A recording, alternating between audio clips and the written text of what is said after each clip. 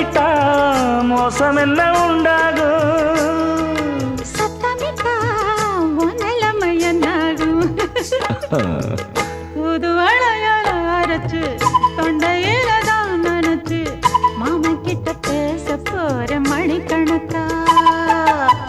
தூண்டாமணி விளக்க தூண்டி விட்டு எரிய வச்சு ஓ முகத்தை பார்க்க போற நாள் கணக்கா. அந்த இந்திரன் சந்திரனும் மாமன் வந்தா எந்திரிச்சு நிக்கணும். அந்த ரம்பையும் ஊர்வசியும் மயிலுக்கு தொண்டுகள் செஞ்சிடணும். நான் காத்தாகி ஊத்தாகி மாமனை தழுவி கட்டிக்கணும். தூது வளையல அரைச்சு தொண்டையில தான் நினைச்சு நானும் கூட பேச போறேன் மணிக்கணக்கா.